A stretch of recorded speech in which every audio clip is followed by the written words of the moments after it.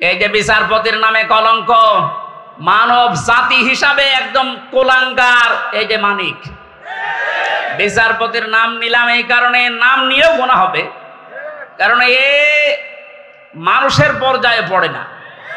ইসলামকে এই দুনিয়া থেকে মিটানোর জন্য বিশেষ করে বাংলাদেশ থেকে যারা ভূমিকা পালন করেছে বেশি, তার ভেতরে এই অবৈধ বিচারপতি একজন। ওর কথাবার্তারা শুনলে শয়তান পর্যন্ত হাসে, বলে আল্লাহ তুমি আমারে শয়তান বানিয়েছো। এটা চোখে দেখনি? আমি মাঝে মাঝে ওরা দেখি আর ভাবি আমি তো শয়তান দেখি না, যদি দেখতাম মনে হয় এরকমই হতো। এটা টাটকা নির্ভেজাল শয়তান। ইন্না বাদশা রব্বিকা লাশাদীদ, তোমার রবের ধরা বড় শক্ত ধরা। নৌকায় উঠে পালাতে গিয়েও পারে না। পারবে কি করে? কারণ ওরে তো আমরা ধরি নাই, ধরেছে কে? এদের কারণে হাজার হাজার মানুষ আইনের এই জায়গায়, ন্যায় বিচারের জায়গায় অবিচার পেয়েছে বেশি। তার বাস্তব প্রমাণ আমি নিজে না, সিএমএম কোর্ট, জজ কোর্ট, হাইকোর্ট মিলিয়ে আমার মামলা কতবার তুলেছে। এই যে আমার মামা বসে আছে, মামা শ্বশুর, আমার চাচা ছিল ঢাকায়, বাবা তো ওগুলো বোঝে না ভালো, রাত দিন দৌড় চাকরি করে বেটা, এরপরও রাত দিন এখানে ওখানে উকিল ধরে করবে কি? কারণ যারেই ধরবে, যত বড় উকিল ধরুক, আর এক উকিল তো বসে আছে ওখান থেকে, যতক্ষণ সিগন্যাল না পাবে আমার নাকি বের হওয়ার কোনো একটা বিচার হলো। আর প্রতিদিন টিভির সামনে এসে শুনতাম যে নাকি লেকচার দিচ্ছে যে আমরা ন্যায় বিচার কায়েম করে ছড়িয়ে দিয়েছি। এই ন্যায় বিচার। আমার মতো মূল্য চুরির মামলায় যদি 33-32 বার হাইকোর্টে মামলা ওইটা জামিন না দেয়, কিসের ন্যায় বিচার? যেটা এখন সব পরিষ্কার হয়ে গেছে। 15 বছরে কোনো ন্যায় বিচার দেশে কায়েম হয়নি, পুরাটা হয়েছে অবিচার। আল্লাহ যেটা নিজে এখন ধরিস। এই জন্য সাবধান। আল্লাহ এমনি কিছু বলছে না। অনেকে মনে করছে এত কিছু করে কিছু হয় না। এখন কিছু টের পাচ্ছে। আলেমদের মাথায় দড়ি দিয়ে ছাগলের মতো, গরুর মতো যখন টেনে নিয়ে যেত ওই কোর্টে, বারান্দায় দাঁড়িয়ে অনেক শয়তান দেখতাম হাসতেছে আর টিপ্পনি কাটতেছে। যে দেশে আর হুজুর নেই, আমির হামজা, মাওলানা মামুনুল হক এরে ধরলো, আর হুজুর নেই দেশে, তাদের কত সুন্দর সুন্দর কথা, ফেরেস্তার মতো কথা বলে, আর এরা উঠলে শুধু রাজনীতি করে, ধরেছে ঠিকই হয়েছে। এখন আপনি টের পাচ্ছেন কি হচ্ছে। সুতরাং এরকম শয়তানের অনুসারী যারা আছেন, তুরিন আফরোজ থেকে বহু শয়তানকে 15 বছর দেখলাম। এখন ইসলামের যে উর্বর ভূমি বাংলাদেশে হচ্ছে, চলছে, কায়েম হওয়ার পথে, বাধা দিতে আসলে কিন্তু বিকাল 5টার আগে কোনো ছাড় নেই। এটা তো গেল কামলাদের। আর যিনি জমির মালিক যে বসে আছে, উনি যদি এসে দেখে সব ধান নষ্ট করে ফেলেছে, এরপরে উনি কিছু বলছে না, তার মানে ওনার কোনো শক্তি নেই। বিশ্বাস করেন, মনে মনে চিন্তা করেন ওনার শক্তি নেই তা না, এখন হয়তো কিছু বলছে না, গোপনে ওনার কোনো কিছু আছে। যেদিন ধরবে ওদিন বাপ বলার সময় দেবে না, যেটা আমার আল্লাহ এখন মালিক হিসাবে করছে। 10 দিন আগে যে লোকটা আইন পুরা চালাতো, সেই লোকটার পক্ষে একটা উকিল পর্যন্ত এখন দাঁড়াতে রাজি না। এইটাই আল্লাহর ধরা। এটা কার ধরা? এই জন্য জমিনের মালিক যিনি, উনি যদি ধরে, বাপ বলার কিন্তু সময় পাবেন না। আমরা এখন এই আয়াতটা আল্লাহকে বলছি, আল্লাহ তুমি আমাদেরকে দেখাও যে দলে দলে মানুষ ইসলামে প্রবেশ করছে, এটা যেন আমরা দেখতে পাই, চর্ম চোখে দেখতেছি, এটা যেন আরো বৃদ্ধি বাড়ে। জোরে বলেন আমিন। কারণ জমিনে বহু মানুষ এইতে 52-53 বছর চালিয়েছে, আমরা দেখলাম না? বাবা চালিয়েছিল, স্বামী চালিয়েছিল, চাচা চালিয়েছিল, বউ চালিয়েছে, ভাবি চালিয়েছে। এক কথা বলছে না কেন? এ তো কোরআন দিয়ে চললে দেশটা কেমন দেখা যায়, এটা এখনো আমরা দেখি নাই। এখন আমরা সবাই একমত, দলমত আর নেই। কোরআন দিয়ে এই দেশ চললে কেমন দেখা যায়, ওইটা আমরা এই চোখে দেখতে চাই। কারা কারা দেখতে রাজি আছেন দেখি? লিল্লাহি তাকবীর।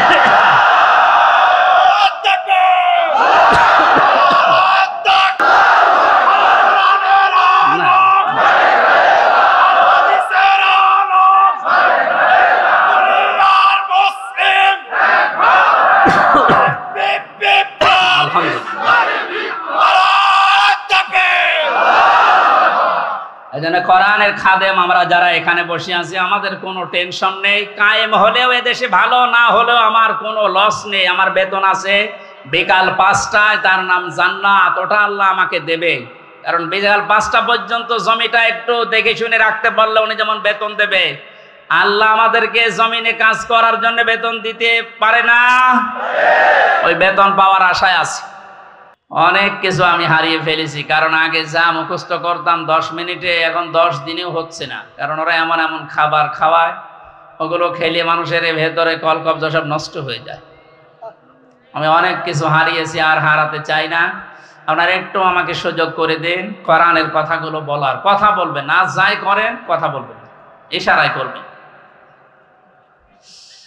আমল নামাটা হাতে দিয়ে আল্লাহ পাক বলবেন পড়ো, লোকটা পড়তে থাকবে, আল্লাহ জানিয়ে দেবেন এইটাই তোমার হিসাবের জন্য যথেষ্ট, আর কিচ্ছু লাগবে না।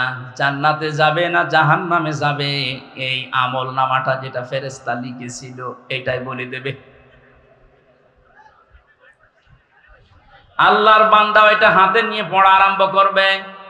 কয়েক লাইন পড়ার পরে দেখবে না এইটা তো জনগণের সামনে পড়া যায় না, লাইনটা বাদ দিয়ে পরের লাইনে চলে যাবে।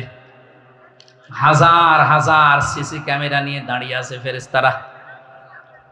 আমি জেলখানায় থাকতে বিশেষ করে আমার আর মামুনুল হক হাফিজাহুল্লাহ, এই দুইজনের ব্যাপারে আলাদা কড়াকড়ি দিয়ে ওরা ক্যামেরা লাগিয়ে দিয়েছিল, যেন কেউ কথা বললে ওইটা ওরা অফিস থেকে দেখতে পারে যে কি কথা বলছে। অথচ আমাদের যে মামলা, আমার তো ছেড়ে রাখার দরকার ছিল জেলখানার ভেতরে।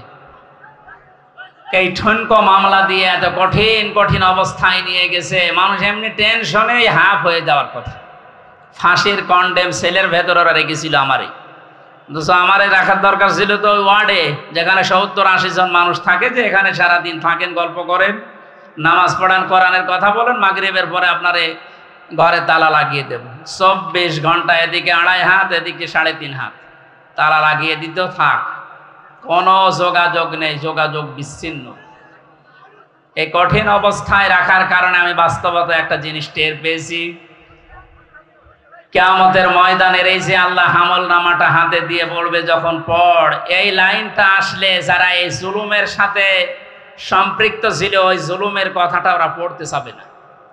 কোন লজ্জায় পড়বে, হাজার হাজার মানুষ তার সামনে থাকবে। আল্লাহর ফেরেশতারা ডাক দিয়ে বলবে না, আজকে আর ফাঁকি দেওয়ার কোনো রাস্তা নেই। কত ক্যামেরা সামনে, সব ফেরেশতারা দেখছে, পড়ো এই লাইনটাও পড়ো, বিনা কারণে মানুষকে কেন কষ্ট দিয়েছিলে এইটা পড়ে শোনাও। যারা কষ্ট দিলেন এই 17 বছর, হাজার হাজার লক্ষ লক্ষ মানুষকে, আপনার বিবেকের কাছে বলেন তো আপনি কি পড়তে পারবেন কিয়ামতে ওই লাইন? পারবেন না। এই জন্য তওবা করার সময় যেহেতু এখনো শেষ হয়নি, পশ্চিম দিকে এখনো সূর্য ওঠেনি, আপনি এখনো তওবা করতে পারেন যদি আল্লাহ কবুল করেন। কিন্তু দুঃখজনক হলো সত্য একটা ভয়ঙ্কর তথ্য, আল্লাহু লা ইয়াহদিল কওমাজ জালিমিন, জালেমদেরকে আল্লাহ হেদায়েত দেয় না। আপনার কপালে যে কি আছে, নিজের কপালে আপনি নিজে কোড়াল মেরেছিলেন। আপনার জন্য এখন আমরা যারা মুসলিম, আমাদের আফসোস হচ্ছে যে আপনি কি করলেন, দুনিয়াও শেষ করে দিলেন, আপনার আখিরাতটা ধ্বংস অলরেডি হয়ে গেছে। আপনার থেকে আমরা শিক্ষা নিতে চাই, আমাদের বাকি জীবনে যেন আমরা এমন কোনো কাজ না করি যেটা আমি জনগণের সামনে পড়তে পারবো না, ঠিক আছে? তাহলে এই মাহফিল সাকসেস হবে। তাছাড়া আমি একেবারে হাব্বা জাব্বা দিয়ে স্টেজ সব ভেঙে ফেললাম, কোনো কাজ আছে? বাংলাদেশে ইসলাম কায়েম হয়ে গেল মনে করেন, কিন্তু আমার নাজাত হইল না, লাভ আছে? বলেন না কেন? ইসলাম কায়েম হোক না হোক আমার চেষ্টা করা লাগবে এই জমিনে। কারণ এই যে ইসলাম, এটা আল্লাহর তৈরি করা, আল্লাহর পাঠানো। আমি ইসলামের মালিক না, আমি ইসলামের খাদেম। আমি ইসলামের কি?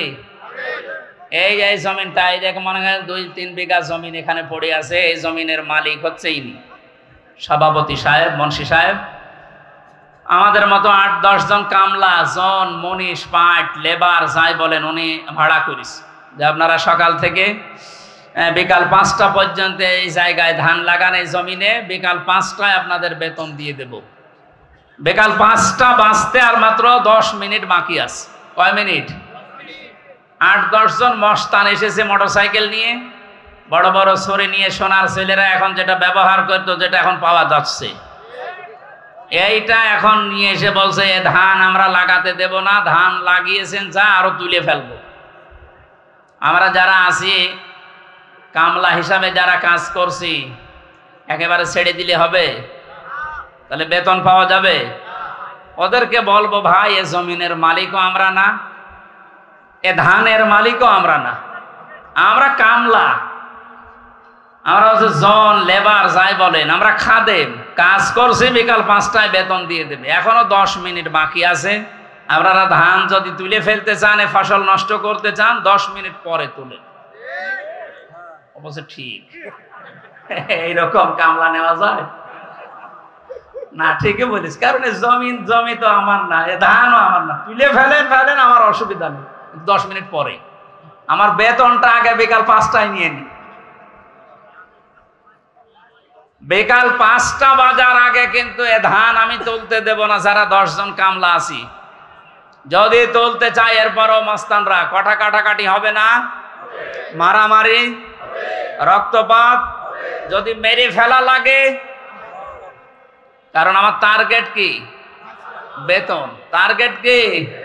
ওইটা না হলে আমি পরবর্তী যারা আছে আমার ছেলে মেয়ে স্ত্রী এদেরকে খাওয়াবো কি? সুতরাং আমার বেতন হয়ে যাক, এরপরে খাবে। এরপরও যদি তুলে ফেলে মস্তানেরা, আমাদের সাথে মারামারি করে যাই হলো, এখন ওই যে জমির মালিক একজন আছে না, কথা বলে না কেন? আমরা খাদেম যারা আছে, এই খাদেমেরা এদিকে তাকান, আমরা খাদেম না? কার খাদেম? কোরআনের খাদেম। কিসের খাদেম? এই খাদেমদেরকে বলছি শুধু এটা এই 10,000 20,000 মানুষ আমার সামনে তা না, এটা রেকর্ড হচ্ছে, সারা বাংলাদেশ সহ বিশ্বের লক্ষ কোটি মুসলমানেরা শুনছে। 175 কোটি মুসলমানকে খাদেম যারা, কোরআনের আল্লাহর দাস যারা, আমরা আল্লাহর গোলাম যারা, তাদেরকে বলছি জমিনে ইসলাম কায়েম করতেই হবে। এটা ফরজ না, চেষ্টা করি যাওয়া ফরজ। হলে ভালো, না হলেও আমার অসুবিধা নেই, আমার বেতন আছে বিকাল 5টায়, জান্নাত। এক কথা বলেন না কেন? কিন্তু বিকাল 5টা বাজার আগে, তার মানে জীবনের শেষ দিন, ওয়াবুদ রব্বাকা হাত্তা ইয়াতিয়াকাল ইয়াকিন, সূরা হিজরের 99 নম্বর আয়াত। আল্লাহ বলেন ইবাদত করবা আল্লাহর ওই দিন পর্যন্ত যতদিন মরণ না আসে।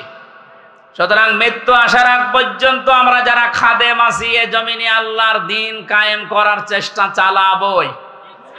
বাধা যদি কেউ দিতে আসে, তর্কাতর্কি হবে, এতদিন সেটা হয়েছে, হাতাহাতি হবে, এতদিন যেটা হয়েছে, রক্তপাত হবে, এতদিন যেটা হয়েছে, ফাইনাল এখন শুরু হবে, মেরে ফেলা লাগলে মেরে ফেলবে। এখন আর সাহস কেউ করবে না, এখন আর সাহস করবে না। এই জন্য তো দাড়ি কেটে পালাচ্ছিল। আশ্চর্য ইতিহাস তৈরি করে গেল লোকটা। তাহলে বোঝা যাচ্ছে এই দাড়ি, এটা মেকি দাড়ি, মানুষকে ধোকা দিয়ে বোকা বানিয়ে কোটি কোটি টাকার মালিক হয়েছে এই দাড়ি দেখিয়ে। নাম দিয়েছে কি? দরবেশ বাবা। এই যদি হয় দরবেশের অবস্থা, বাকি যেগুলো ক্লিন সেভ, ওদের চরিত্র কি? আমির হোসেন আমন, আমি একটা লোকের ভিডিও দেখলাম, এর চরিত্র এত নিচে নেমেছে আমি এতদিন জানতাম না। সে নাউযুবিল্লাহি মিন যালিক।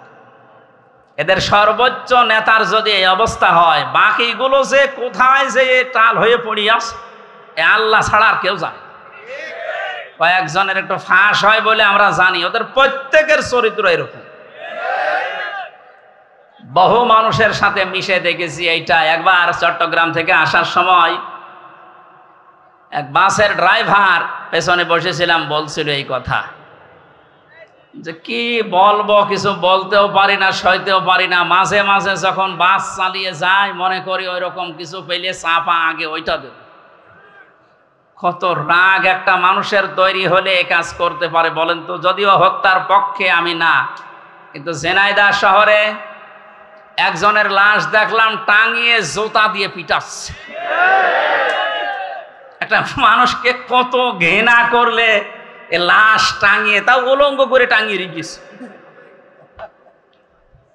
এরপরও আপনার লজ্জা হয় না, এরপরও সাপোর্ট করেন জালেমদের।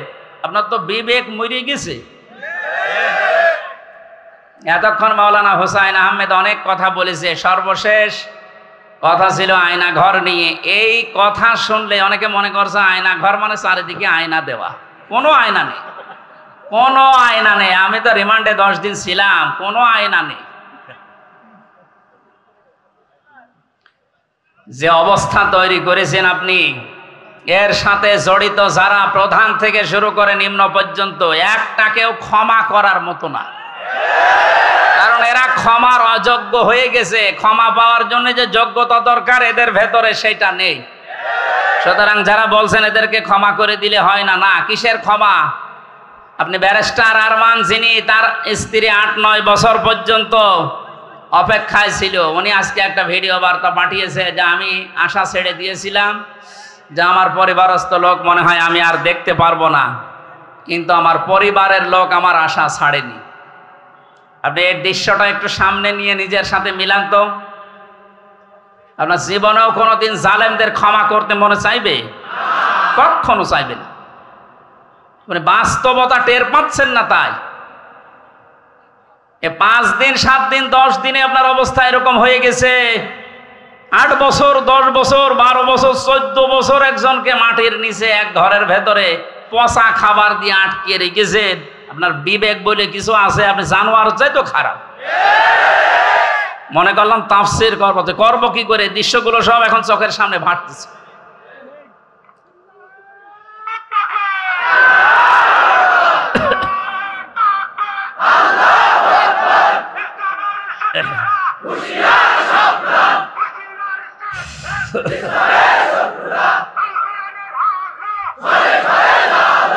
আলহামদুলিল্লাহ ভাই,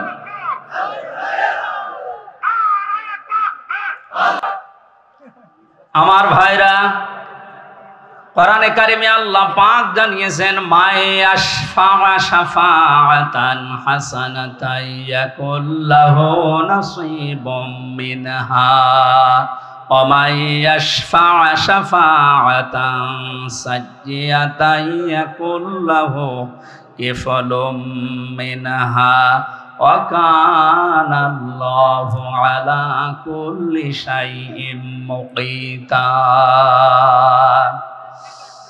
এই পৃথিবীতে কোনো মানুষ যদি ভালো কাজের, সৎ কাজের, কল্যাণমূলক কোনো কাজের সুপারিশ করে, সহযোগিতা করে, রায় দেয়, ভোট দেয়, সাপোর্ট করে, সমর্থন জানায়, ওই লোকটা ভালো কাজ করে যে সওয়াব পাবে, আপনি ওই ভালো কাজে শুধু রায় দেওয়ার কারণে, সাপোর্ট দেওয়ার কারণে একই সওয়াব পেয়ে যাবেন।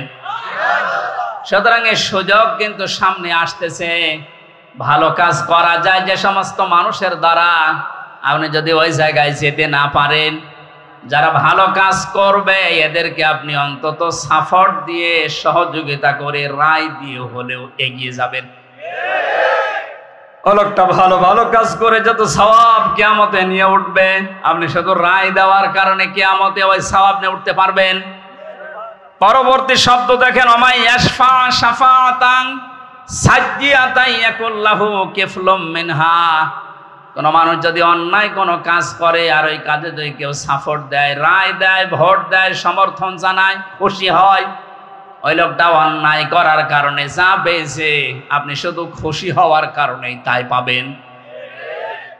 এত জুলুম নির্যাতন দেখার পরও যদি কোনো মানুষ জালেমের পক্ষে রায় দেয়, ওই জালেম কিয়ামতে যেভাবে উঠবে আপনাকে আল্লাহ ওইভাবেই তুলবে। যেন আপনাকে আমি বাঁচাতে চাই, আপনি তো অত বড় জালেম না, এজন্য আপনাকে আমি বাঁচাতে চাই। কোন জালেমের পক্ষে থাকবেন না। নবীজি বলেন তোমার ভাই জালেম হোক আর মজলুম হোক তাকে সাহায্য করো। সাহাবী বলেন হে নবী, আমার ভাই যদি মজলুম হয় তাকে তো সাহায্য করা যায়, কিন্তু জালেম হলে তাকে সাহায্য করব কিভাবে? নবীজি বললেন তোমার ভাই যদি জালেম হয় তাকে তোমার দায়িত্ব এই জুলুম থেকে ফিরিয়ে রাখা, এইটাই তাকে সাহায্য। সুতরাং জীবন দিয়ে যে মানুষগুলো জালেমের কবল থেকে আমাদেরকে মুক্তভাবে এই দেশে বিচরণ করার সুযোগ দিয়ে গেল, এই মানুষগুলো কিয়ামতের দিন যেন শহীদ এই শব্দ নিয়ে উঠতে পারে, বলেন আমিন। ময়দানে মাহশারে আমল নামাটা, কিতাবটা যখন আপনার হাতে আল্লাহ তুলে দেবে, বলবে তুমি নিজেই যথেষ্ট, জান্নাতে যাবে না জাহান্নামে যাবে। আমি আমার ঈমান থেকে কথা বলছি, কারো দিকে না তাকিয়ে এবার নিজের দিকে আয়াতের সাথে মিলিয়ে বলেন তো, এখনই যদি মারা যান আর এই বইটা যদি আপনার সামনে তুলে ধরে বলে, বল হামজা তুই এইটা পড়ে যা, জান্নাতে যাবি না জাহান্নামে যাবি? কাবা শরীফ যখন তাওয়াফ করে মানুষ, আমি 16 সালে গিয়েছিলাম, গত বছরও গিয়েছি, বাস্তবতায় যেটা দেখলাম, ষষ্ঠ চক্করে মানুষ একটা দোয়া পড়ে আল্লাহর কাছে, আল্লাহুম্মা ইন্না আলাইয়া হুকুকান ফীমা বাইনি ওয়া বাইনিকা। কাবার সামনে নিয়ে বলে, রব্বুল আলামিন তুমি আমার মালিক, আমি তোমার গোলাম, তোমার ভেতরে আমার ভেতরে বহু দেনা পাওনা আছে, আমি বান্দা হিসাবে, দাস হিসাবে, গোলাম হিসাবে যা যা পাবো তুমি সেই বীর্য থেকে শুরু করে হামজা বানিয়ে সব দিয়ে দিয়েছো। আমি উল্লেখ করার মতো কিছু ছিলাম না। হাল আতা আলাল ইনসানি হিনুম মিনাদ দাহরি লাম ইয়াকুন শাইআম মাযকুরা। মানুষ কি একটু চিন্তা করে না যে জন্মের আগে, এ পৃথিবীতে আসার আগে উল্লেখ করব এমন কোন বিষয় লোকটা ছিল না? আজকে সভাপতির নামের নিচে দেখলাম লেখা বিশিষ্ট ব্যবসায়ী আলহাজ নুরুজ্জামান মুন্সি, কত সুন্দর নাম দিয়ে পেছনে ডিগ্রি লাগিয়ে দিয়েছে, উনি এই কাজ করি খায়। বয়স যদি এখন 60 বছর হয়, 61 বছর আগে এই নাম গন্ধ পৃথিবীর মানুষ জানতো? বলেন বলেন। শুধু এতটুকুই না, বাবার বীর্য যখন মায়ের রেহেমের ভেতরে দ্রুত গতিতে পাস হয়, আল্লাহ পাক বলেন ওই দিকেও একটু তাকাও, ফালিয়ানজুরিল ইনসানু মিম্মা খুলিকা মিম্মা ইন দাফিকিন ইয়াখরুজু মিন বাইনিস সুলবি ওয়াত তারাইব। মানুষকে নজর করে দেখে না কি জিনিস দিয়ে তাকে বানালাম। বাবার স্ফলিঙ্গ দিয়ে দ্রুত গতিতে বের হয়ে যাওয়ায় না পাক পানিটা মায়ের রেহেমের ভেতরে জমা হয়। এই যে সলবন এবং তারাইব দিয়েছেন আল্লাহ। সলবন বলা হয় বাবার লজ্জাস্থান, তারাইব বলা হয় মায়ের লজ্জাস্থানকে। এই দুইটা শব্দ আমি তাফসিরের ভেতরে ব্যাখ্যায় পেয়েছি।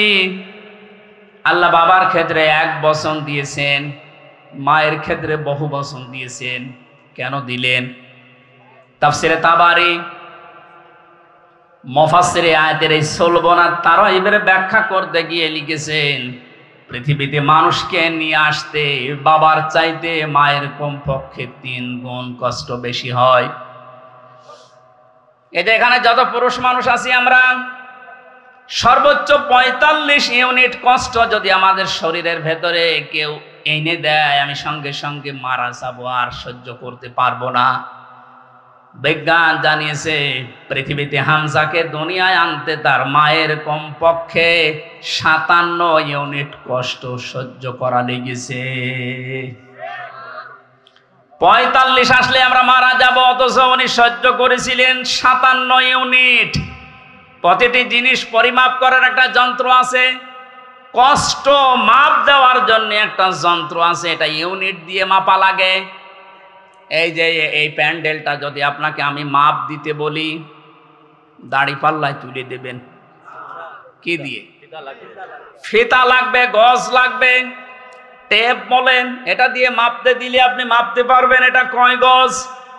পৃথিবীতে প্রতিটি জিনিস মাপার আলাদা আলাদা যন্ত্র আছে না নেই? কষ্ট মাপার জন্য 45 থেকে 57 আপনি হিসাব করেন। এতগুলো কষ্ট সহ্য করার পরেও শুধু শেষ করেননি। সূরা হাক্কাত 15, 16, 17, 18 এই আয়াতগুলোর তাফসিরে পেয়েছি, হামালাতুহু উম্মুহু কুরহা ওয়া ওয়াদাআতুহু কুরহা ওয়া হামলুহু ওয়া ফিসালুহু সালাসুনা শাহরা ইলা আখিরি আয়া। আল্লাহ পাক বলেন তোর মা তোকে কষ্টের পরে কষ্ট সহ্য করে পেটে বহন করেছে, শুধু এতটুকু শেষ করেনি, ডেলিভারির যে কষ্টটা এটাও সহ্য করেছে, এতটুকু শেষ করেনি, 2 থেকে 2.5 বছর পর্যন্ত বুকের দুধ খাওয়িয়েছে। কোন মানুষ যদি এই পৃথিবীতে বলে মায়ের কষ্ট ঋণ আমি শোধ করে দেব, বিশ্বনবী জানিয়েছেন জন্মের পরে যে 1 ফোঁটা দুধ তোমার মুখে মা দিয়েছিল ওই ঋণটাও কিয়ামত পর্যন্ত শোধ হবে না। মায়ের এই কষ্টের কথা শোনার পরে যে মানুষগুলোর ভেতরে আবেগ আপ্লুত হয়ে মায়ের কথা মনে হচ্ছে যে এই কষ্ট সহ্য করেছে আমার মা, অবশ্যই তাদের উচিত হবে আল্লাহর ইবাদতের পরে মা বাবার দিকে খেয়াল করা, তাদের খেদমত করা। কোরআনে কারীম জানিয়েছে ওয়াকাদা রাব্বুকা আল্লা তা'বুদু ইল্লা ইয়্যাহু ওয়া বিল ওয়ালিদাইনি ইহসানা। এদিকে তাকান, আল্লাহ আদেশ দিচ্ছেন, আমি রায় দিয়ে দিলাম। রায় দিচ্ছেন কে? আমি রায় দিয়ে দিলাম, লিখে দিলাম।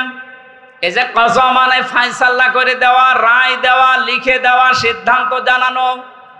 আমি আল্লাহ সিদ্ধান্ত নিয়েই ফেলেছি, রায় দিয়ে দিয়েছি যে আমার ইবাদতের পরে আর কারো ইবাদত করা যাবে না, আর মা বাবার খেদমত করা লাগবে, তাদের পেছনে খরচ করা লাগবে।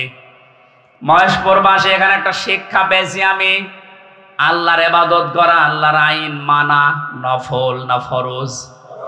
আরো জোরে বলেন। মা বাবার আইন মানা,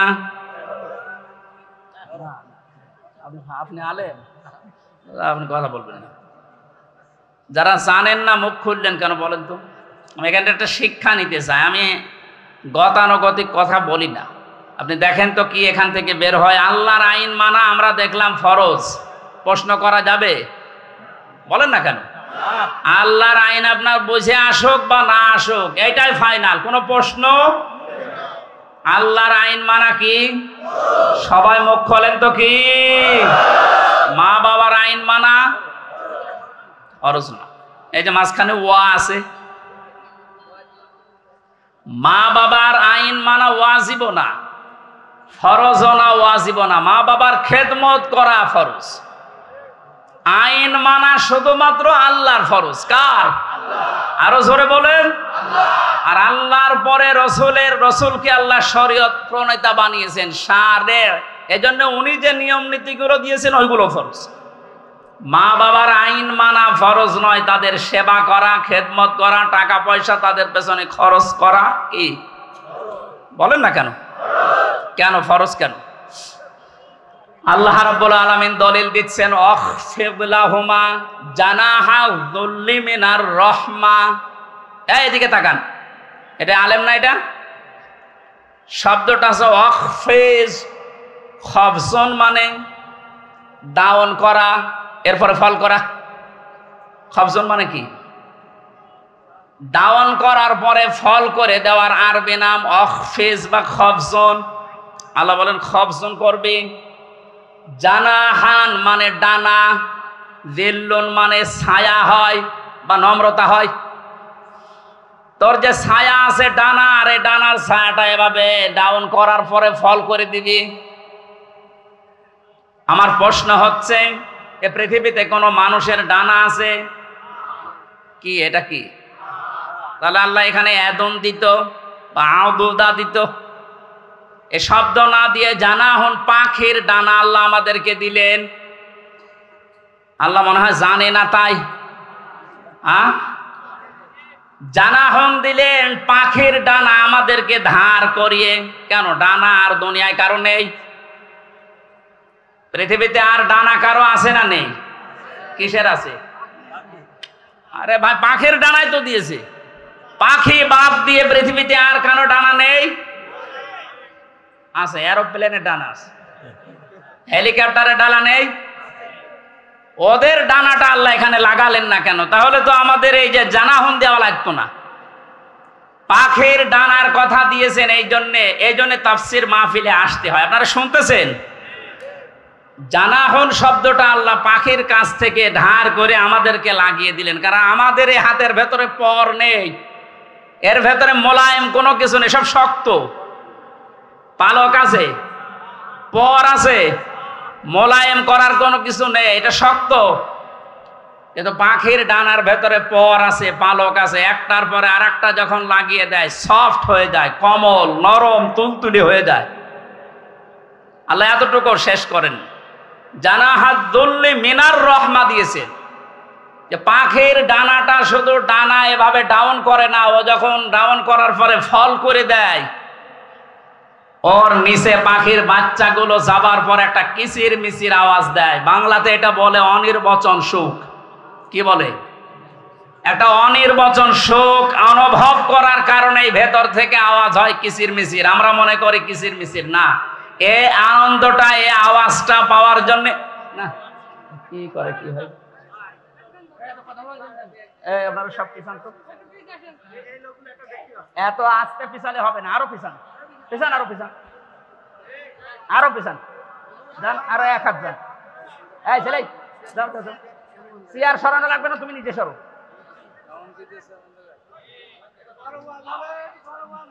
কথা বোঝার কোন ইনে তাফসীরুল কোরআন মাহফিলে আমি ইয়ার কি করছি? কথা বোঝার চেষ্টা করেন ভাই। আল্লাহ রাব্বুল আলামিন পাখির ডানাটা এই জন্যই দিয়েছেন মানুষকে বোঝাতে, পৃথিবীর বান্দা বান্দিরা, তোমার মার বাবা যখন শেষ বয়সে চলে যাবে, তারা যেন তোমার এই পাখির ডানার মতো হাতের যে ছায়া, এর নিচে পড়ার পরে যেন একটা আনন্দ অনুভব করে, যে আমার হামজা থাকতে অন্তত আমার আর কোনো চিন্তা নেই। মহেশপুরবাসী কত আলেম এখানে বসে আছে, হাজারো মানুষ আমরা, বলেন তো আমাদের মা আর বাবা এখন শেষ বয়সে এসে এইটা বলার মতো স্কোপ পাচ্ছে না? পাচ্ছে না। আল্লাহ রাব্বুল আলামিন মায়ের কথা 3 বার দেওয়ার জন্য তারা এই বহুবচন দিলেন, আর বাবার কথা 1 বার দিয়েছেন। আমি যেটা পর্যন্ত এটা নিয়ে এসেছিলাম, নেই থেকে শুরু করে এ পর্যন্ত যিনি নিয়ে আসলেন, কারো সাহায্য যার লাগেনি।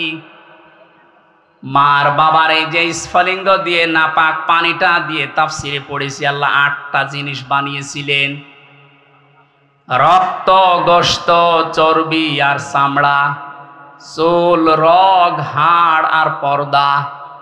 8টা জিনিস যখন মায়ের রেহেমের ভেতরে এক হয়ে যায়, আল্লাহ পাক তখন ফেরেশতাদেরকে বলে, আমি আল্লাহ আমার রব নামের কারণে 5টা জিনিস একে দান করব। ওয়াজআলা লাকুমুস সামআ ওয়াল আবসারা ওয়াল আফইদা ইলা আখিরিল আয়া। সূরা নাহলের 78 নম্বর আয়াতের মাঝের অংশে আল্লাহ জানিয়েছেন, শ্রবণ শক্তি, দর্শন শক্তি, বাক শক্তি, আকেল শক্তি আর ঘ্রাণ শক্তি, এই 5টা আমি আল্লাহ নিজে তাকে দান করেছি। একটাও যদি কম দিতাম, দুনিয়ায় আসতো ওই লোকটা কিন্তু অপূর্ণাঙ্গ হয়ে। এখানে অনেকাংশ মানুষ, আমরা সব পূর্ণাঙ্গ মানুষ, কয়েকজন হয়তো আছে বিকলাঙ্গ, অন্ধ, ন্যাংড়া, কিন্তু হাজারো মানুষ আমরা সব পূর্ণাঙ্গ মানুষ। আল্লাহ নিজের পক্ষ থেকে একটাও যদি কম দিত, তো কি অবস্থা হতো সারা জীবন, আপনি ভাবেন। আল্লাহ পাক এই জন্যই জানিয়েছেন, হে পৃথিবীর মানুষেরা, নেই থেকে শুরু করে উল্লেখ করার মতো একটা জায়গায় তোরে নিয়ে আসলাম, এরপরও আমার সাথে তোর নাফরমানি কমে না। কাইফা তাকফুরুনা বিল্লাহি ওয়া কুনতুম আমওয়াতান ইলা আখিরি আয়াত। বালাগাত মান্তিক যারা পড়ায় বা জানে, কাইফা শব্দটা 11টা বিষয়ের আগে আল্লাহ ব্যবহার করেন। কাইফা শব্দের প্রথম ব্যবহার হচ্ছে মান্তিকের কায়দায়। আল্লাহরও বিশ্বাস হতে চায় না এমন জায়গাকে আল্লাহ কাইফা দিয়ে শুরু করেন। এটা এতক্ষণ যেটা বলছিলাম, বীর্য থেকে শুরু করে এ পর্যন্ত আনার পেছনে কারো কোনো অবদান নেই। মার বাবা শুধু এক বিছানায় ছিল, এতটুকু তাদের কাজ। বাকি যা করার বলেন তো কে করেছে? এই মানুষ এখান থেকে হামজা পর্যন্ত হবার পরে যখন নাফরমানি করে, তখন আল্লাহ কাইফা শব্দ দিয়ে শুরু করেছে, যে কি করে নাফরমানি করে আমারও বিশ্বাস হয় না। কাবার গেলাপ ধরে মানুষ কিন্তু ষষ্ঠ চক্করে এইটাই বলে এসেছি আমরা, রব্বুল আলামিন আমি তোমার গোলাম হিসাবে, বান্দা হিসাবে বহু কিছু আমাকে তুমি দিয়েছো ওই যে বীর্য থেকে পর্যন্ত, কিন্তু তুমি আমার মালিক হিসাবে আমার তো কিছু দেওয়া দরকার, আমি তো কিছুই তোমার আজ পর্যন্ত দিতে পারলাম না। তবে একটা জিনিস আমার আছে পুঁজি, তোমার ওই রহমান, ওই গফফার, ওই গফর নামের খাতিরে এই কাবা সামনে নিয়ে বলছি আমারে মাফ করে দাও। এই জন্য যারা তাওবা করার জন্য এখনো রাজি হননি, এখনো পর্যন্ত শয়তানের ধোঁকায় পড়ে আছেন, সুযোগ আছে, আপনারা আশা করছি ফিরে আসবেন। আল্লাহ রাব্বুল আলামিন এই যে রাত 12টার পরে তাহাজ্জুদের সময়ে প্রথম আসমানে এসে আপনাদের মতো আমাদের মতো মানুষকে ডাক দিয়ে বলবো আসো ক্ষমা চাও, ভুল করে ফেলেছো ক্ষমা চাও। আমরা যেন ক্ষমা চেয়ে নিজের জীবনটাকে মুহাম্মদুর রাসূলুল্লাহর উম্মতে পরিণত করতে পারি, বলেন আমিন। মহেশপুর বাসী বান্দা যখন এটা পড়তে পড়তে কিছুক্ষণ যাবার পরে দেখবে না লজ্জা লাগে, পড়ার মতো না, আল্লাহ পাক বলবেন না পড়া লাগবে। আমার তো ওই দিবসের কথা মনে হয়ে এখন আফসোস হচ্ছে, আল্লাহ আমি কি সত্যি পড়তে পারবো? আমার এই 24 সালের এটা আগস্ট মাস, যদি আল্লাহ বলে প্রথম তারিখ পর্যন্ত তোরে মাফ করে দিলাম, চা তোর কোনো হিসাব নেই, শুধুমাত্র এই যে 17 তারিখ আজকে, এই 17 দিনের হিসাব দিয়ে জান্নাতে চলে যা। যত মানুষ এখানে আপনারা আছেন বুকে হাত দিয়ে বলেন তো 17 দিনের হিসাব এখনো জোগাড় করা সম্ভব হয়নি। অথচ যে হাদিস পড়েছিলাম নবীজি বলেন মা তাজালু কদামা বানি আদম আবদি ইয়াউমাল কিয়ামাতি হাত্তা ইসালান খামসিন। কিয়ামতের কঠিন ময়দানে প্রতিটি মানুষকে আল্লাহ তার নিজের সামনে দাঁড় করাবেন, প্রত্যেককেই 5টা করে প্রশ্নের উত্তর জিজ্ঞাসা করবে। 5টা প্রশ্নের সঠিক জবাব দেওয়া ছাড়া কেউ সামনেও যেতে পারবে না, পেছনেও যেতে পারবে না, জায়গায় দাঁড়িয়ে থাকবে। শুধু মাইক ফাটিয়ে টেবিল ফাটিয়ে ফেলেন না, নিজের সাথে মিলান তো। জালেমদের কথা তো বাদই দিলাম, আমরা যারা মজলুম আছি তারা নিজেদের দিকে এই 5টা বিষয় একটু মিলাই। গোজামিল দিয়ে উত্তর দিলে হবে না, নকল করে গোপালগঞ্জের মতো পাশ করে চাকরি পেলে হচ্ছে না। আমরা A+ পাওয়ার পরও আমাদেরকে দেয় না, আর ওরা 2.5 পেয়ে চাকরি পেয়ে যাচ্ছে। কত দুর্নীতি হয়েছে আপনি এবার টের পাচ্ছেন। বাস্তবতায় মিলিয়েছেন আপনি একবারও যে এই লোকটা নিজে আল্লাহর সামনে দাঁড়িয়ে আছে? আপনি নিজে মনে করেন দাঁড়িয়ে যখন আছে, আল্লাহ জিজ্ঞাসা করছেন হামজা বলো তো দেখি, একটা জীবন দিয়েছিলাম 60 বছরের, এই 60 বছরে কি করলে, জবাব সঠিকটা দাও। 2 নম্বরের বিষয় আল্লাহ দিয়েছেন যুবকদের বিষয়, এবং সাবাবিহি ফিমা আবলা, একটা যৌবনকাল দিয়েছিলাম। 15 থেকে শুরু করে 45 বছরে যে বিশাল একটা যৌবনকাল, এটা কোন কোন কাজে লাগিয়েছে বলো? আর যেহেতু যুবকদের কারণে দেশটা স্বাধীন হয়ে গেল, এই যুবকগুলো নাই পার পেয়ে যাচ্ছে। আমরা যারা যুবক আছি স্বাধীন দেশে এখনো পর্যন্ত পরিবর্তন হচ্ছে না, কি জবাব দেব বলেন? আমার কিন্তু 60 বছরের ভেতরে যৌবনকালটা ছিল। আল্লাহ আলাদা করে যৌবনকালের কথা নবীজি বললেন কেন? এই কারণে জানিয়েছে, কারণ যুবকদের দ্বারাই সব কিছু পরিবর্ধন করা সম্ভব, যেটা আমরা দেখতে পেলাম। এই যুবকদেরকে আমি আজকে এই মাহফিলে আহ্বান জানাই, শুধু এইটাই না, যেহেতু পরিবর্তন হওয়া আরম্ভ হয়েছে, সংস্কার হওয়া শুরু হয়ে গেছে, আগামীর বাংলাদেশকে ইসলামের হাতে তুলে দিয়ে আপনারা ক্ষান্ত হবেন। যুবকরা যদি ইচ্ছা করে এটা করা সম্ভব কিনা বলেন তো?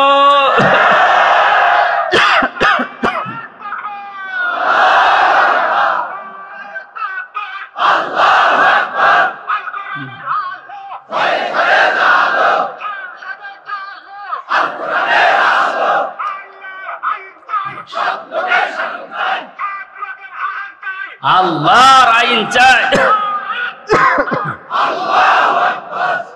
আলহামদুলিল্লাহ, তাকবীর যেন আল্লাহ কবুল করেন এবং আমাদের চোখে যেন দেখান, বলেন আমিন। আজকে এই যে শেজিয়া বাজারে আমি আয়াতটা পড়েছিলাম, রাআইতান নাস ইয়াদখুলুনা ফি দীনিল্লাহি আফওয়াজা। হে নবী, আপনি যখন দেখবেন যে আল্লাহর সাহায্য এসে গেছে, তখন তো বিজয় হবে।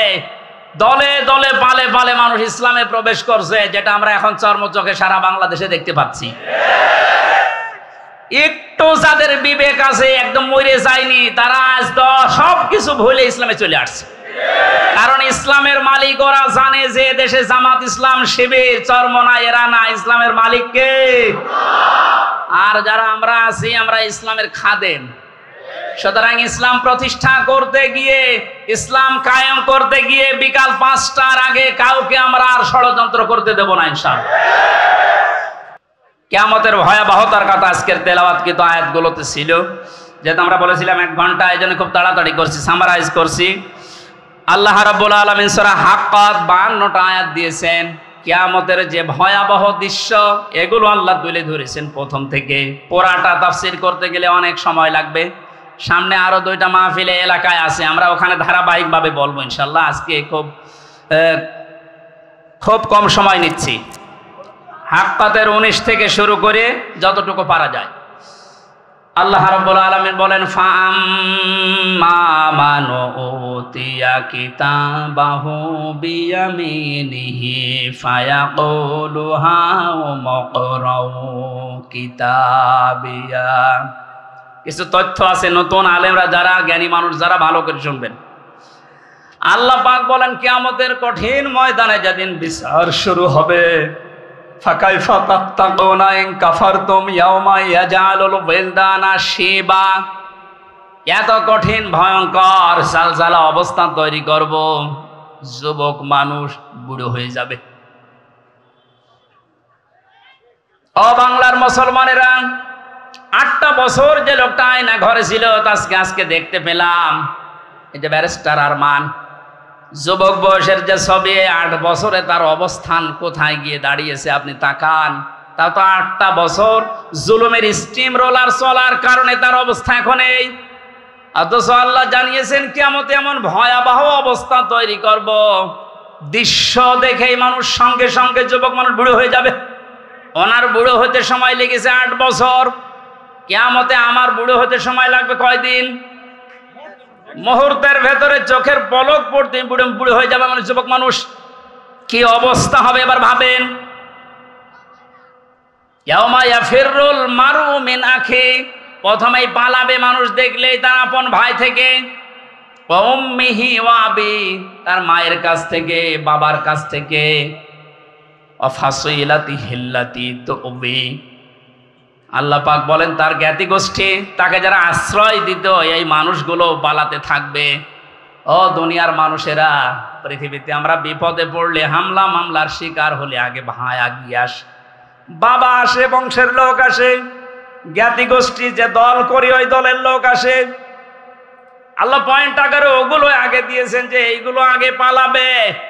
একটা বারের জন্য আপনার বিবেকে নাড়া দেয় না যে এইগুলো যদি পালায়। যারা ধোঁকা দিয়ে অনেককে 15 বছর বোকা বানিয়ে রেখেছিল, পীরের নামে হাজার হাজার লক্ষ লক্ষ ভণ্ড বেরিয়ে, যে কোনো চিন্তা নেই আমরা আছি, ওরা আগে পালাবে। আমরা বিবেককে একটু রায় দেয় না যে মা যদি পালায়, বাবা যদি বলে না আমি বিয়ে করিনি, সন্তান পাবো কোথায়?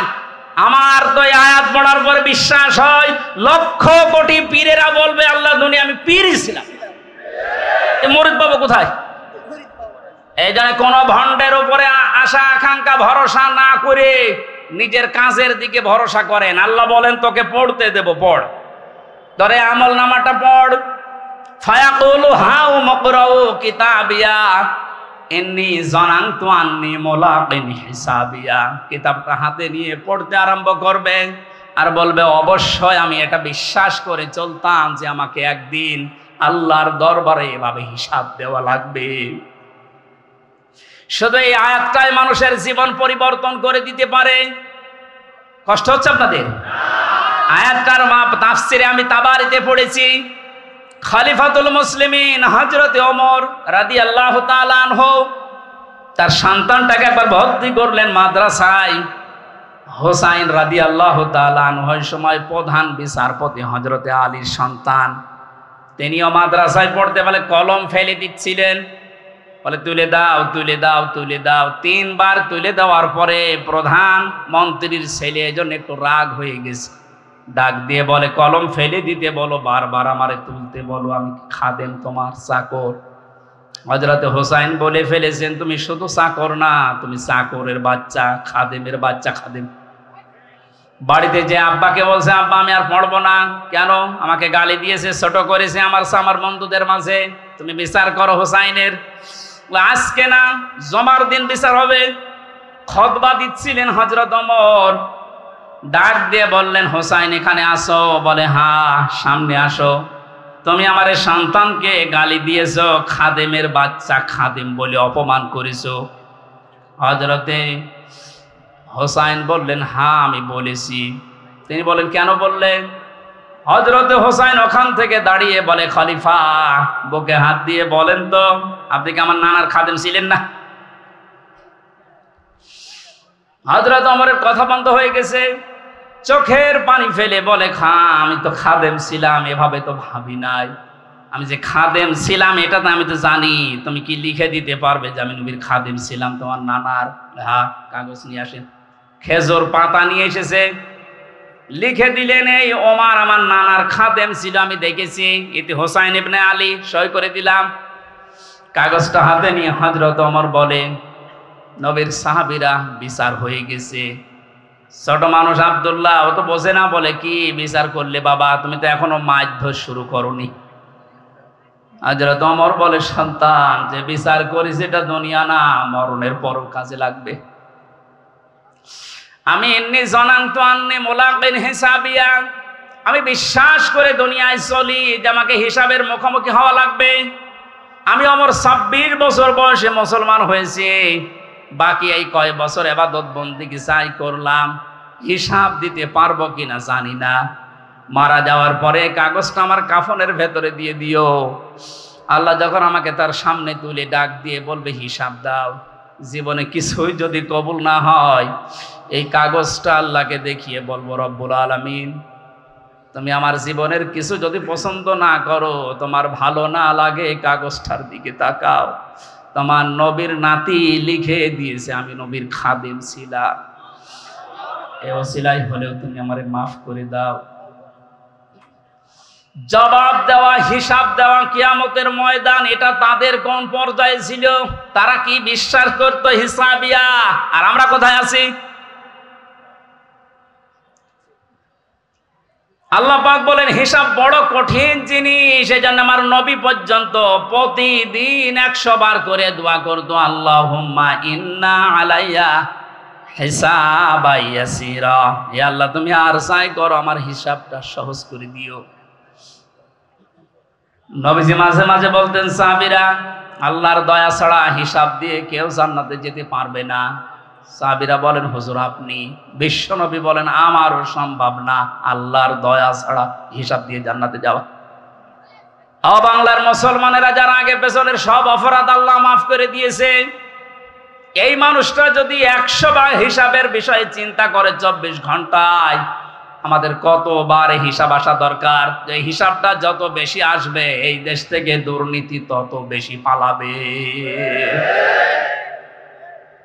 আজ এক একটা মন্ত্রী, এক একটা নেতার ঘরে যত টাকা, যত স্বর্ণ পাওয়া যাচ্ছে, এর একটাই কারণ, এরা কোনোদিন বিশ্বাস করে না যে আর একটা জায়গা আছে যেখানে হিসাব দেওয়া লাগবে।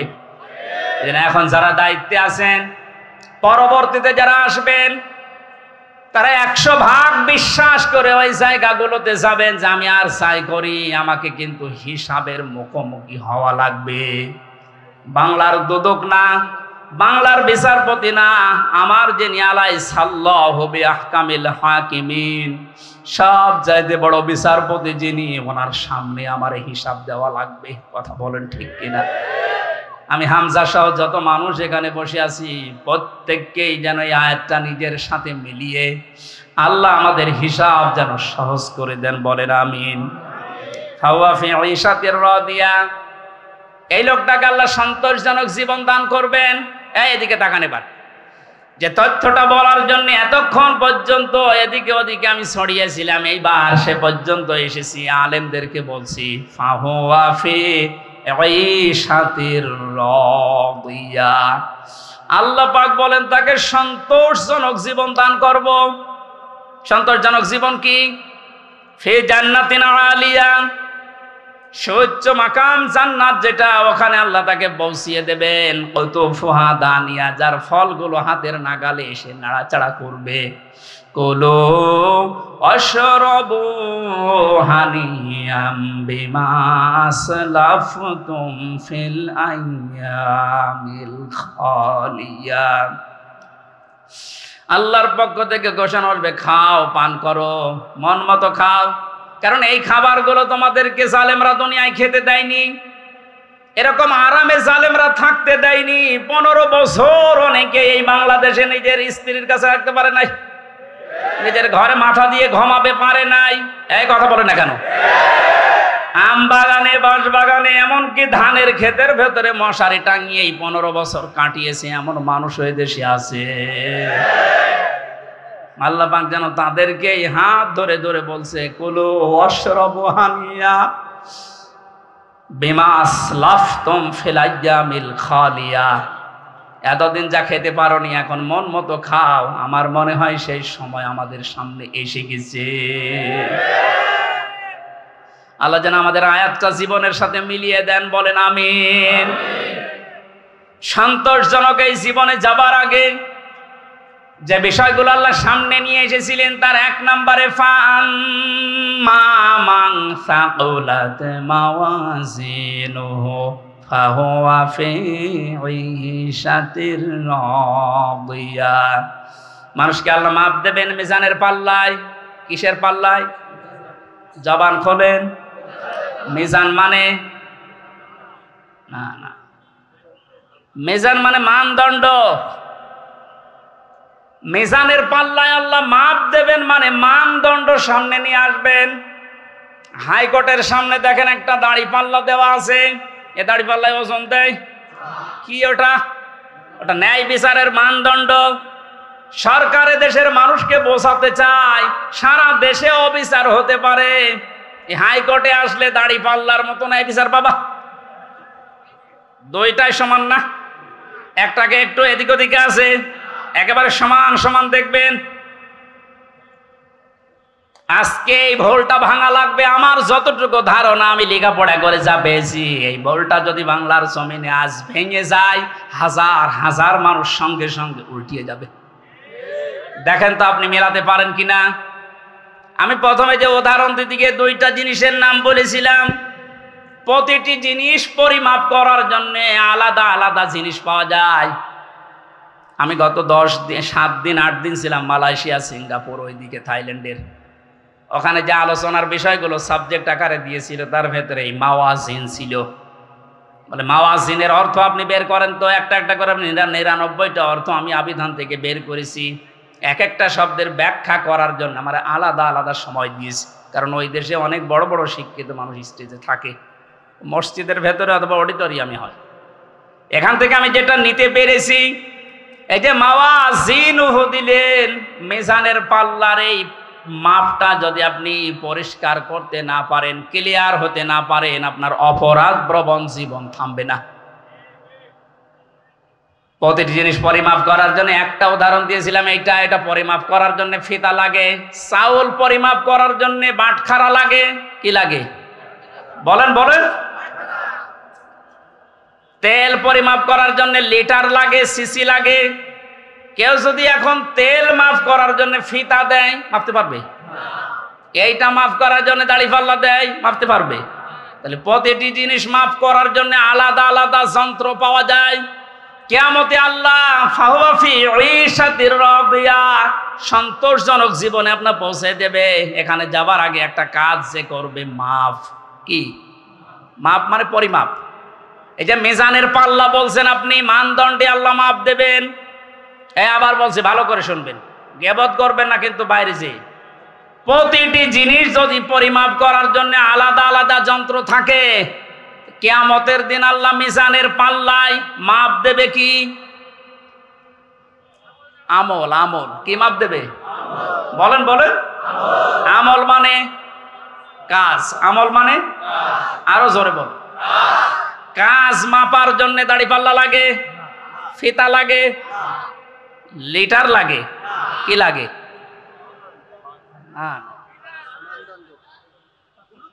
কে বলেছে না? কি ছাত্র ক্লাস করাচ্ছে আল্লাহ জানে। এটার জন্যই তো আসতে হয়। মাপ দেওয়ার জন্য এই পৃথিবীতে গুরুত্ব লাগে। কাজ যদি কেউ মাপতে চায় যে আমি কাজ মাপবো, কেজি দিয়ে মাপা যাবে যে কয় কেজি কাজ? তা আপনি কি ধরনের বিশ্বাস করেন কিয়ামতে আল্লাহ এইদিকে আমল তুলে দেবে আর এদিকে বদ আমল? আমল মানে কাজ, কাজ কি 5 কেজি হয়? কি বুঝেছেন এতদিন? আল্লাহ মাপ দেবে কি? আমল আমল। এটা ক্লাস চলছে, জবাব দেন তো ছাত্রের মতো। আমল মানে বাংলায়, আমল মানে বাংলায়, আবার বলেন আমল মানে বাংলায়, আরবিতে আমল, আরবিতে, ইংরেজিতে ওয়ার্ক। জিনিস সবই এক, জিনিস সবই কি?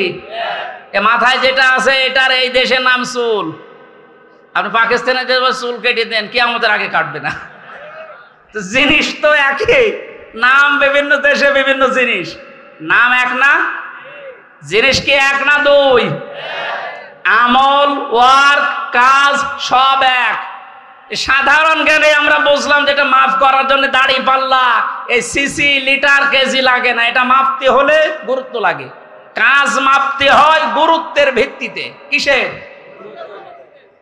এখন গুরুত্বের ভিত্তিতে আমল যদি, কাজ যদি, ওয়ার্ক যদি মাপতে হয়, এই পৃথিবীতে সবচাইতে গুরুত্বপূর্ণ কাজ আল্লাহর দৃষ্টিতে ফরজ। বলেন না কেন?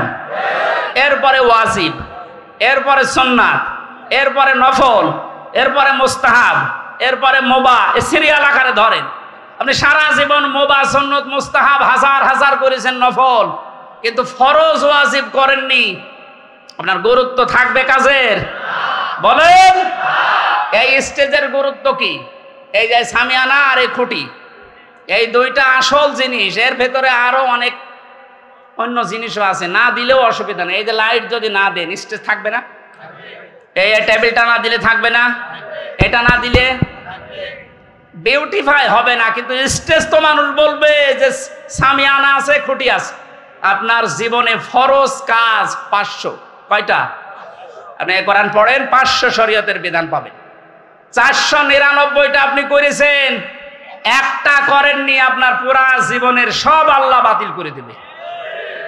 এটা বাতিল যে করে দেবে কোথায় পেলেন? বলেন।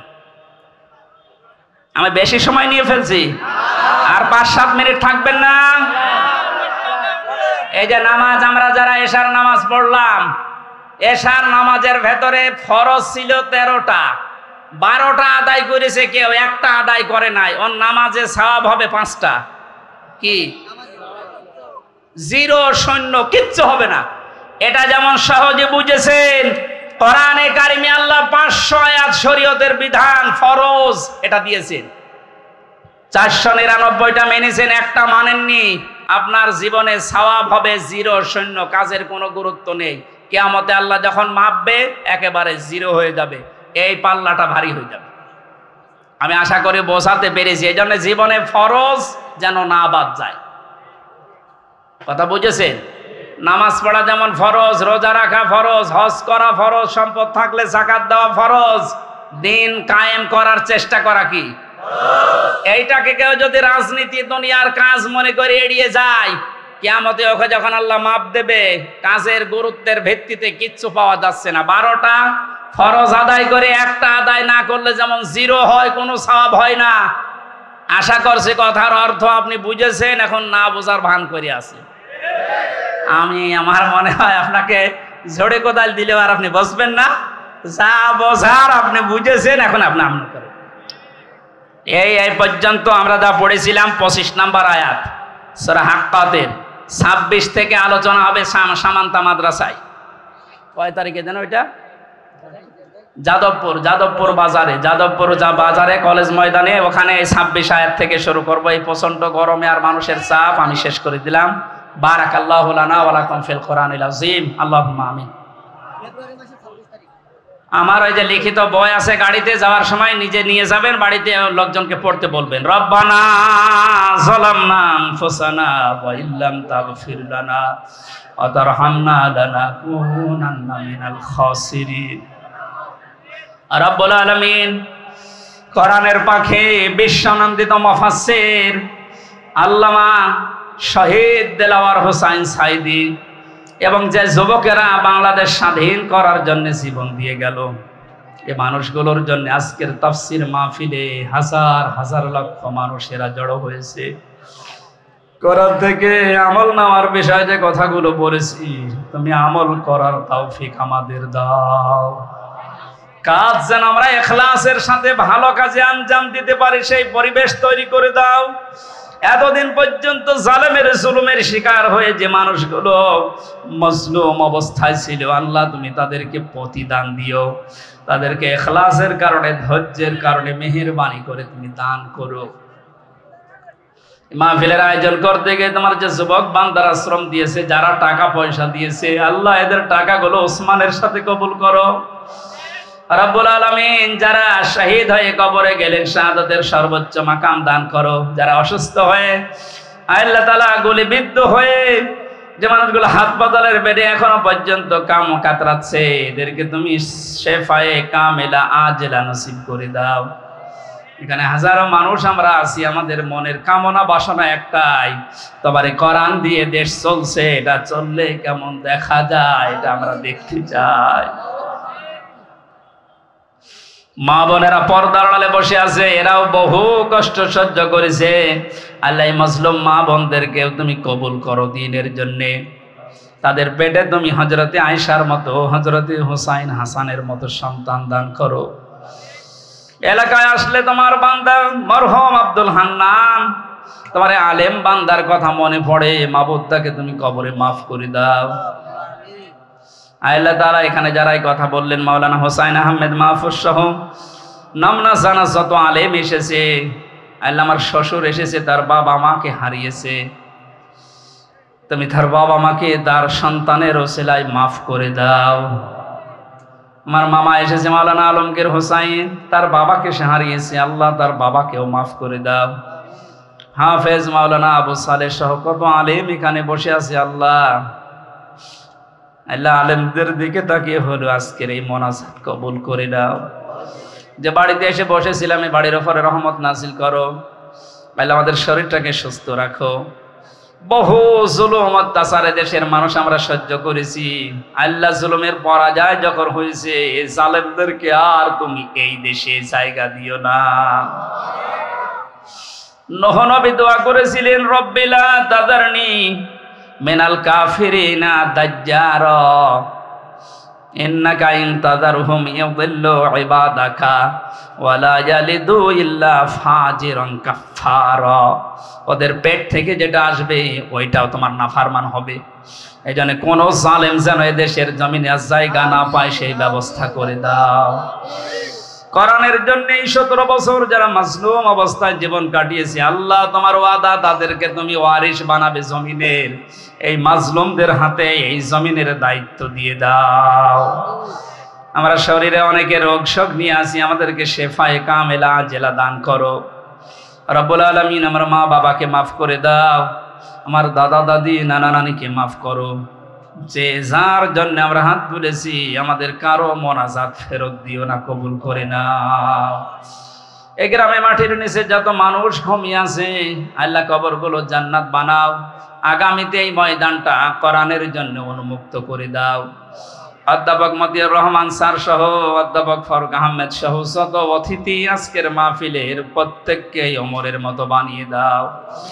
আল্লাহ বাংলার জমিনটা তুমি কোরআনের হাতে তুলে দাও।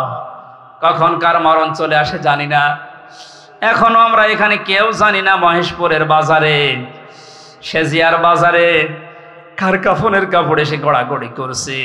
ওই সাদা কাপড় গায়ে ছড়ানোর আগে তোমার কালেমাটা আমাদের মুখে দিয়ে দিও, লা ইলাহা ইল্লাল্লাহু মুহাম্মাদুর রাসূলুল্লাহ। আসসালামু আলাইকুম। খ্যাতনামা ইসলামিক স্কলারদের বক্তব্য শুনতে আমাদের সঙ্গেই থাকুন। নিয়মিত আপডেট পেতে সাবস্ক্রাইব করে বেল বাটনে প্রেস করুন। Roshni 24. Enjoy the Holy Quran.